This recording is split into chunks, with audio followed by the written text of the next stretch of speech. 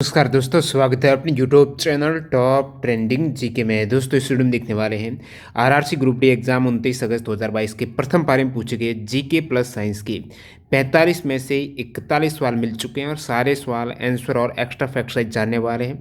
जिन भी कैंडिडेट ने एग्जाम दिया है कमेंट सेक्शन बताना इन 41 जीके के में से आपके कितने सवाल करेक्ट हो रहे हैं। 4 सवाल जो नहीं मिले वो भी आप कमेंट सेक्शन में बता देना। जो भी सवाल है वो 100% रियल और ऑथेंटिक है, इस बात पर लाइक करते हुए आपको कंटिन्यू करना है। इसकी पीडीएफ फाइल ऑल सेप की एक साथ टेलीग्राम चैनल पर मिल जाती है। जो कैंडिडेट टेलीग्राम चैनल से नहीं जुड़े हैं लिंक डिस्क्रिप्शन बॉक्स में है, क्लिक करके आप ज्वाइन हो सकते हो। इन सभी अभ्यर्थियों का बहुत बहुत धन्यवाद जिन्होंने रियल और ऑथेंटिक सवाल है वो टेलीग्राम पर सेंड किए हैं। और ये सवाल आपके सामने, भेल की स्थापना कब हुई है? भेल की स्थापना पहले भी आ चुका है। भारत हेवी इलेक्ट्रिकल लिमिटेड की स्थापना 13 नवंबर 1964 को की गई थी। आपको गैल की पूछ ले गैस वाला, तो इसकी स्थापना हुई है अगस्त 1984 को। अगला सवाल देखते हैं, सर्वाधिक प्रतिरोधकता निम्न में से किसकी है? तो ये विकल्प दे रखे थे। सबसे अधिक प्रतिरोधकता के केस की बात करें तो जो अवरोधक रहेंगे, जैसे कांच अवरोधक है तो इसकी प्रतिरोधकता सबसे अधिक रहेगी अवरोधक की। तो आप कहेंगे सबसे कम। धातु की प्रतिरोधकता सबसे कम, उसके बाद मिश्र धातु, उसके बाद अर्धचालक। प्रतिरोधकता होती क्या है? प्रतिरोध का ही तो समानुपाती होता है गुणधर्म, एक तरीके से पदार्थ की प्रकृति पर जो डिपेंड करता है, ताप पर डिपेंड करता है, वो प्रतिरोधकता है। तो यहाँ पर आप देखेंगे धातुओं में अलग अलग, जैसे कि गोल्ड की प्रतिरोधकता सबसे कम, उसके बाद कॉपर की रहती है। तो यहाँ पर गोल्ड, सिल्वर, कॉपर इनकी प्रतिरोध कम रहता है, इसलिए कॉपर जैसे वायर है, एल्यूमिनियम है, इनका यूज़ किया जाता है ट्रांसफर वायर वगैरह में। तो यहाँ पर आप देखेंगे कांच का प्रतिरोधकता है वो सबसे अधिक है। क्वार्ट्ज की कांच से भी अधिक होती है। आगे बढ़े उससे पहले मैं आपको बता दूं आपके लिए गणेश चतुर्थी का बेहतरीन ऑफर टेक्स्ट बुक की तरफ से। जो कैंडिडेट अभी तक मॉक टेस्ट नहीं लगा रहे हैं, यानी कुछ किसी अच्छे ऑफर का इंतजार कर रहे हैं, तो ये आपके लिए बेहतरीन डील है। 2 दिन के लिए लिमिटेड टाइम के लिए डील है। बप्पा का आशीर्वाद ऑफर के तहत आपको जो 315 में 315 में ये डील मिल रही है, जो 500 रुपये की डील है। और इसमें जो आप टीटीजी के कूपन कोड यूज़ कर रहे हो तो ये 349 से 315 यानी 10% का डिस्काउंट मिल जाएगा। तो कूपन कोड यूज़ करना बिल्कुल ना भूलें। और टेक्स्ट बुक पर ये जो मॉक टेस्ट रहते हैं सभी एग्जाम्स के लिए इंपॉर्टेंट, यानी ईयरली जो टेक्स्ट बुक पास है 580 प्लस एग्जाम्स के, रेलवे के बाद जितने भी exam, SSC, banking, defence, UPSC, other state level 2 CET वगैरह एग्जाम है, इन सभी के लिए ये मॉक टेस्ट एक ही आपके पास में मिल जाएंगे। 1 वर्ष की वैलिडिटी है। तो अभी इस डील को ग्रैब कर लेना, लिंक डिस्क्रिप्शन बॉक्स में है। टीटीजी के कूपन कोड से एक्स्ट्रा डिस्काउंट लेते हुए। अगला सवाल है, बेंजीन में कुल कितने सिग्मा और कितने पाई बॉन्ड होते हैं? इससे पहले बेंजीन की स्ट्रक्चर का सवाल ग्रुप डी में आ चुका है। तो बेंजीन में आप इस प्रकार की स्ट्रक्चर रहती है, ये बेंजीन की संरचना है। तो बॉन्ड की बात करें तो इसमें आपको देखने को मिलेंगे अल्टरनेटिव डबल बॉन्ड है, जैसे कि यहाँ पर डबल बॉन्ड है, फिर यहाँ पर डबल बॉन्ड है, उसके बाद यहाँ पर डबल बॉन्ड देखने को मिल जाएगा। तो यहाँ पर सिग्मा बॉन्ड कितने हैं? कार्बन कार्बन 6 कार्बन है, ठीक है। और कार्बन के साथ हाइड्रोजन भी है। तो हाइड्रोजन कार्बन के साथ बॉन्ड कैसे बना रहा है? सिग्मा बॉन्ड बना रहा है। तो इस तरीके से आप कहेंगे 6 सिग्मा बॉन्ड, तो ये हो गई। इसके बाद 6 सिग्मा बॉन्ड, कार्बन कार्बन के मध्य भी एक एक बॉन्ड है ना, डबल बॉन्ड में एक बॉन्ड तो सिग्मा बॉन्ड है, एक पाई बॉन्ड है। तो पाई बॉन्ड कितने हैं? 1 2 3 पाई बॉन्ड है। और 6 carbon carbon sigma bond, 6 hydrogen carbon sigma bond, यानी 12 sigma bond plus 3 pi bond बराबर 15 बॉन्ड है टोटल। तो 12 सिग्मा 3 पाई करके ऑप्शन में था, ऑप्शन बी करेक्ट हो जाएगा। नेक्स्ट सवाल, पक्षी प्रवास क्यों करते हैं एक जगह से दूसरे जगह? और प्रवास में भी जैसे कि बहुत से पक्षी हैं रशिया से भारत में आते हैं और भारत से रशिया में जाते हैं, साइबेरियन सार्स वगैरह। तो ये पक्षी जलवायु परिवर्तन करके, जैसे कि अलग अलग जलवायु है, रशिया में ठंडा प्रदेश है तो वहाँ पर जाकर भारत में गर्मियों में सर्दियों में आते हैं, वहाँ पर गर्मियों में वापस चले जाते हैं और अंडे देते हैं। तो जलवायु परिवर्तन है, इसका हो जाएगा करेक्ट। प्रिज्म में सबसे कम विचलन है किस कलर का है? ये भी रिपीट हुआ है, सभी को पता होगा विबज्योर से। जिसकी वेवलेंथ ज़्यादा है, तरंगदैर्ध्य ज़्यादा है, उसका विचलन। बाकी आप प्रिज्म का स्ट्रक्चर देखा है, जब प्रकाश की किरण ऐसे आती हैं और ऐसे मुड़ती, तो सबसे कम कौन सा कलर ऊपर आप देखते हो? रेड, वो ज़्यादा नहीं मुड़ा है, ठीक है। उसके बाद आप देखते हो ऑरेंज, येलो, ये इसका क्रम रहता है। और सबसे ज़्यादा विचलन होता है वो वायलेट का होता है। तो रेड का सबसे कम विचलन होता है। अगला सवाल, जलीय जंतुओं के लिए उत्सर्जक उत्पाद कौन सा है? कौन सा जलीय जंतु है, उत्पाद है, वो उत्सर्जित करते हैं ज़्यादातर? अमोनिया। अमोनिया कॉमन रहेगा सभी जलीय जंतुओं का, ये उत्सर्जित उत्पाद रहेगा ही रहेगा अमोनिया, क्योंकि ये पानी में आसानी से घुलनशील हो जाता है। नेक्स्ट वाला देखते हैं, which of the following is not endocrine gland है, कौन सी अंतःस्रावी ग्रंथि नहीं है। तो इनमें से ऑप्शन आप देख पा रहे हो, स्लेवरी ग्लैंड, स्लेवरी जो लार ग्रंथियां रहती हैं वो अंतःस्रावी ग्रंथियां नहीं हैं। तो अंतःस्रावी ग्रंथियां कौन सी हैं, हाइपोथैलेमस है, पिट्यूटरी है, थायराइड है, पैराथायराइड है, एड्रिनल है, पीनियल है, ओवरीज है, टेस्टिस है, ये सभी ग्लैंड हैं अंतःस्रावी ग्रंथियां। Statement based on washing soda पर आधारित स्टेटमेंट था, जिसमें एक तो फॉर्मूला दे रखा था, एक उपयोग के करके था। तो पूछा होगा कोई कौन से एक से अधिक स्टेटमेंट करेक्ट हो पा रहे हैं। वाशिंग सोडा में 10 जल के अणु होते हैं और सोडियम कार्बोनेट इसका फॉर्मूला Na2CO3। और ये किससे प्राप्त कर सकते हो आप, सोडियम क्लोराइड से, नमक से इसको प्राप्त कर सकते हो। और इसके साथ यदि जल के सोडियम कार्बोनेट की रिएक्शन जल से कराएंगे तो आपका सोडियम ये वाशिंग सोडा बन जाएगा। इसके उपयोग में क्या होता है, एक तो इसका उपयोग जल की स्थायी कठोरता को हटाने के लिए होता है, जो विकल्प में दे रखा था, ध्यान रखना ये इसका एक उपयोग है। घरों में साफ सफाई में होता है और बोरेक्स में इसका उपयोग किया जाता है। कांच, साबुन, कागज उद्योग में भी उपयोग होता है। नेक्स्ट वाला आर्टिकल 51A में किस संविधान संशोधन के तहत मौलिक कर्तव्य जोड़े गए हैं। तो 42वां कॉन्स्टिट्यूशन अमेंडमेंट 1976 के जरिए मौलिक कर्तव्य 51A में 10 मौलिक कर्तव्य उस समय जोड़े गए हैं और बाद में 11वां जोड़ा गया था 2002 में। नेक्स्ट वाला यहाँ पर,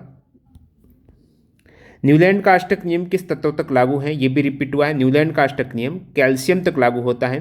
न्यूलैंड है जो 1865 में ये आवर्षाणी दी है, अष्टक सिद्धांत है। पहला तत्व हाइड्रोजन था और अंतिम तत्व 56वां है जो थोरियम था। और ये आप देख सकते हो, इससे पहले पूछा गया है कौन से न्यूलैंड के ऑक्टेव को फॉलो करते हैं। तो Li और सोडियम का आ चुका है इससे पहले, बेरिलियम मैग्नीशियम का आ चुका है। तो ये सभी आपको याद रखना है कौन सा तत्व आपस में गुणधर्म समानता दर्शाएंगे। 2005 में कौन सी शास्त्रीय भाषा, तीसरी बार रिपीट हुआ सवाल। अलग अलग सवाल जरूर आया, लेकिन मैंने एक्स्ट्रा फैक्ट में बता दिया था। पहला सवाल आपकी ग्रुप डी में आया था, कितनी शास्त्रीय भाषा है, तो आपने कहा 6 भाषाएं। दूसरा सवाल आया था, शास्त्रीय भाषा जोड़ने के नियम कौन से हैं, कौन सा नियम नहीं है, तो ये 4 नियम, एक तो 1500 से 2000 वर्ष से अधिक पुरानी हो। सेकंड बात करूँ नियम की, तो ये जो भाषा है इसका प्राचीन साहित्य आपको मिलता हो, जिसे बोलने वाले लोगों को पीढ़ियों के द्वारा एक मूल्यवान विरासत के रूप में मिले हो। शास्त्रीय भाषा और साहित्य आधुनिक भाषा और साहित्य से भिन्न होना चाहिए, ये है इसके जोड़ने के नियम।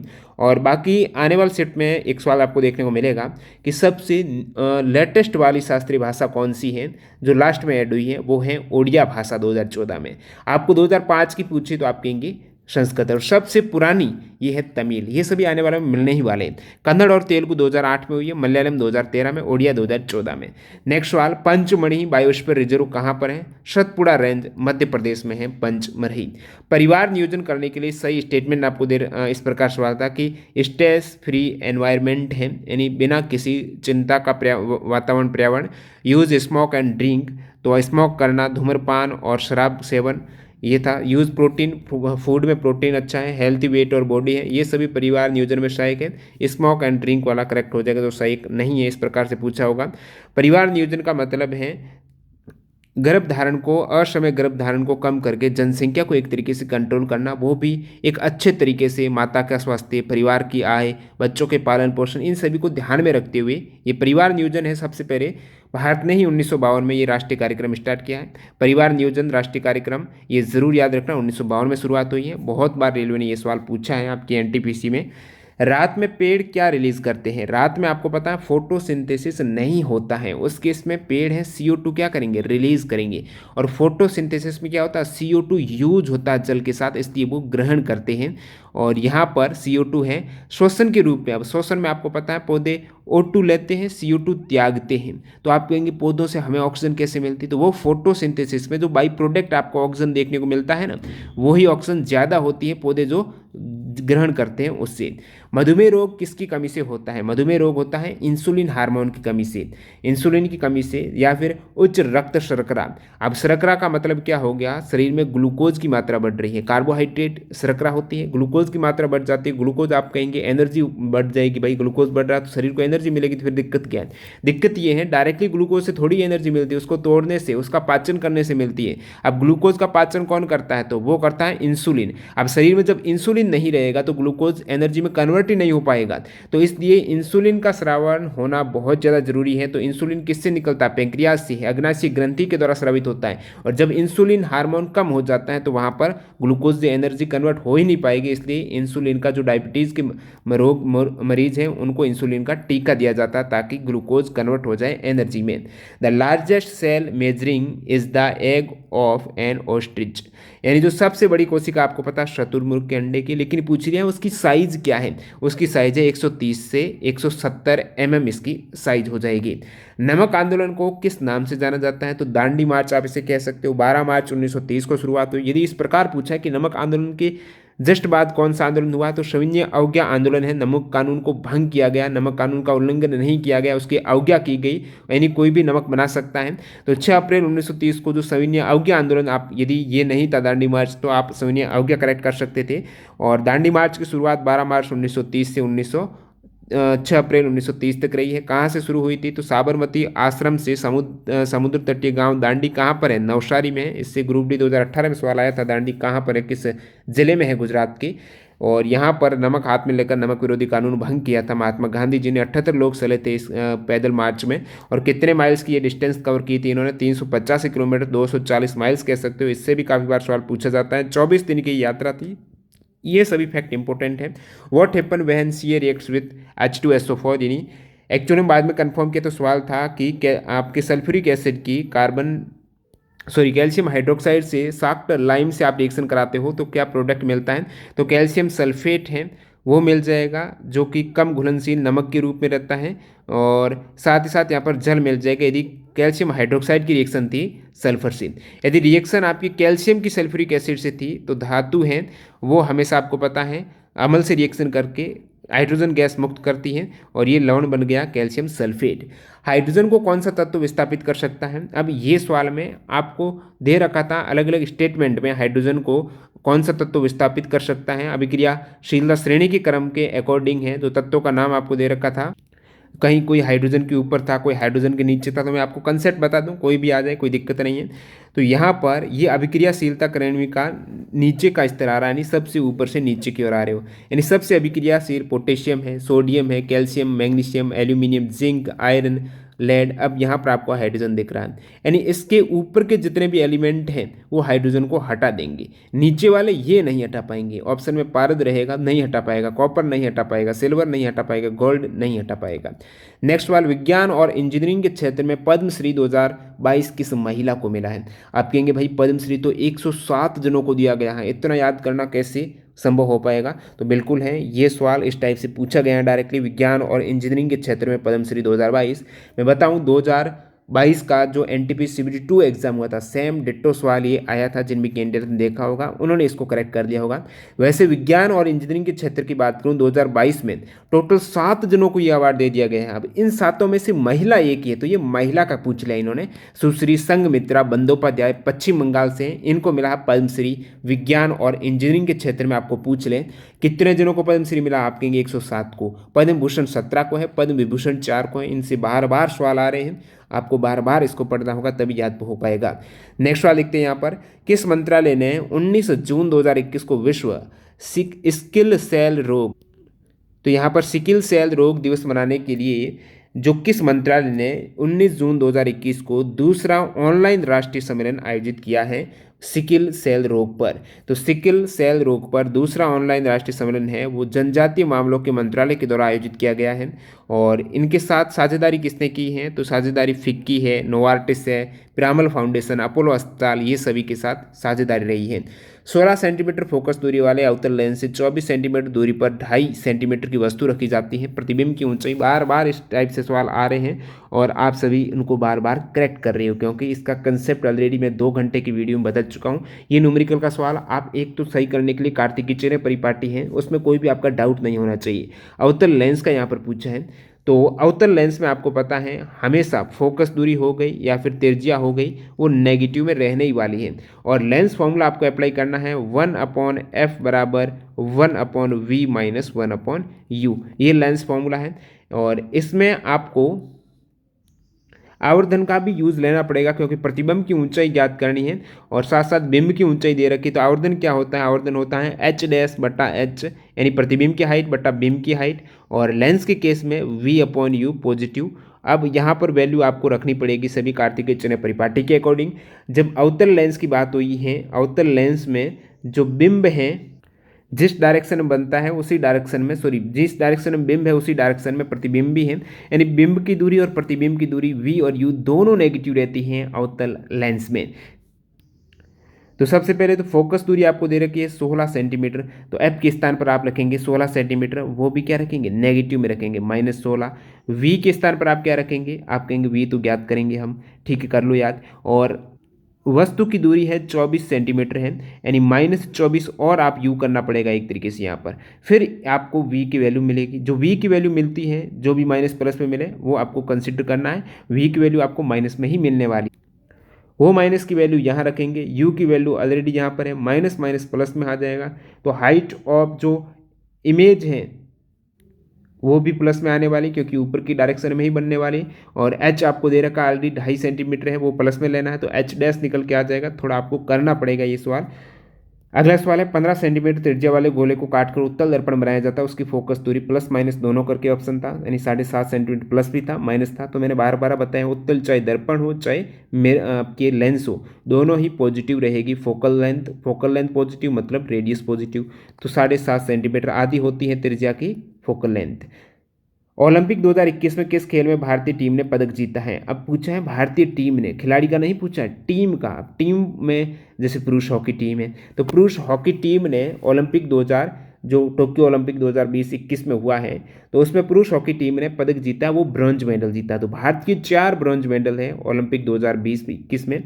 4 ब्रॉन्ज मेडल में एक तो पुरुष हॉकी टीम का, भारत ने किसे हराया था, जर्मनी को हराकर जीता। सेम सवाल CBT 2 में आया था कि भारत ने किसको हराकर ये हॉकी में ब्रॉन्ज जीता है, तो जर्मनी को हराकर। हॉकी में सिल्वर मेडल जीता था ऑस्ट्रेलिया ने, गोल्ड बेल्जियम का था। इसके साथ साथ 4 ब्रॉन्ज में एक तो हॉकी टीम का, बाकी बजरंग पूनिया ने, PV सिंधु ने और लवलीना बोरगोहेन ने जीता है, तीनों ने ही ब्रॉन्ज जीता है। अब आपके लिए इंपॉर्टेंट क्या है, कौन से भार वर्ग में जीता है, इससे सवाल पूछे जाते हैं। तो बजरंग पूनिया 65 किलोग्राम, लवलीना बोरगोहेन बॉक्सिंग से है, स्पोर्ट इनका बॉक्सिंग है बोरगोहेन का, 69 किलोग्राम में जीता है। ये है कहाँ से, असम से है, ये राज्य से भी पूछा जाता है। PV सिंधु हैदराबाद से है, ठीक है। तो PV सिंधु ने जीता है ब्रॉन्ज मेडल ये बैडमिंटन में। सिल्वर जीता है 2 प्लेयर ने, रवि कुमार दहिया और मीराबाई चानू। दोनों का वेट याद रखिएगा, कौन से भार वर्ग में, रवि कुमार दहिया 57 किलोग्राम में, मीराबाई चानू 49 किलोग्राम में। गोल्ड नीरज चोपड़ा ने जीता है, जेवलिन थ्रो ने 87.58 मीटर का भाला फेंका था। टोक्यो ओलंपिक 2020 में भारत की रैंक क्या रही थी, 48वीं रैंक रही थी। 2 सिल्वर, 4 ब्रॉन्ज, 1 गोल्ड, यानी 7 मेडल इंडिया के रहे हैं टोक्यो ओलंपिक 2021 तक। अब स्थिति भारत की क्या आ गई है, वर्तमान में ओवरऑल टोक्यो में भारत के 35 मेडल हैं। 35 में 10 गोल्ड, 9 सिल्वर, 16 ब्रॉन्ज है, ये भी आपको फैक्ट याद रखना है।